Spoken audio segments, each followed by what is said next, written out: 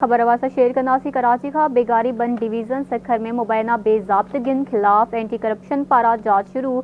अवा के अपडेट कंदासीं। एग्जीक्यूटिव इंजीनियर ऐं टेंडर क्लार्क के जांच लाइ तलब कयो वियो। ॼाणायल ऑफिसर 22 जनवरी 11 वॻे ज़ाती तौर रिकॉर्ड समेत पेश थियनि। ख़त में इहो ॼाणायो वियो आहे बेगारी बंद डिवीज़न लाइ जारी कयल टोटल बजट जो रिकॉर्ड पेश कयो वञे। अपडेट कंदासीं कराची का बेगारी बंद डिवीज़न सखर में मुबैना बेज़ाब्तगिन खिलाफ एंटी करप्शन पारा जांच शुरू। एग्जीक्यूटिव इंजीनियर ऐं टेंडर क्लार्क के जांच लाइ तलब कयो वियो। ॼाणायल ऑफिसर 22 जनवरी 11 वॻे ज़ाती तौर रिकॉर्ड समेत पेश थियनि।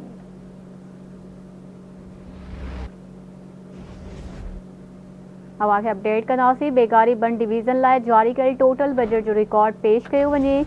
ख़बर अवासा शेयर कंदासीं कराची का बेगारी बंद डिवीज़न सखर में मुबैना बेज़ाब्तगिन खिलाफ एंटी करप्शन पारा जांच शुरू। तफ़सील मालूम कंदासीं शहजाद जलवाड़ी खां। जी कड़ा तफ़सील आहिनि, आगाह कजो। जी बिल्कुल, बेगारी बंद डिवीज़न सखर में सरकारी फंडन में मुबैना बेज़ाब्तगिन खिलाफ एंटी करप्शन खाते पारा इंक्वायरी शुरू कई वही है। बेगारी बंद डिवीज़न के एग्जीक्यूटिव इंजीनियर ऐं बेगारी बंद डिवीज़न के टेंडर क्लार्क से एंटी करप्शन खाते के डायरेक्टर इंक्वायरीज़ 2 रियाज़ हुसैन लिगारी जांच लाइ तलब करे वरितो है। एरीगेशन खाते के ऑफिसरन ऐं अमलदारन के जांच लाइ एंटी करप्शन खाते के डायरेक्टर इंक्वायरीज़ 2 के ऑफिस में तलब कयो वियो है। एंटी करप्शन पारा एरीगेशन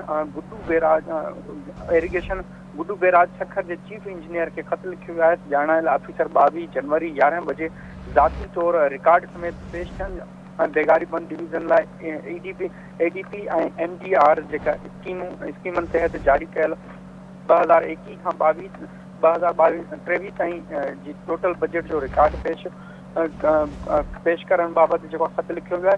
कमन जी टोटल कोटेशन कहिड़नि ठेकेदारनि के कमन जा ठेका ॾिना विया, उन्हनि जा नाला, जिन अखबारनि में कमन जे ठेकनि जा इश्तिहार ॾिना विया, उन्हनि जूं कापियूं पिणु पेश कयूं वञनि। एंटी करप्शन वारे खत में इहो पिणु ॼाणायो वियो आहे त जेको ठेकेदारनि खे अदायगी लाइ जारी कयल चेक आहिनि, उन्हनि जूं कापियूं ऐं कम जी प्रोग्रेस रिपोर्ट पेश कई वञे।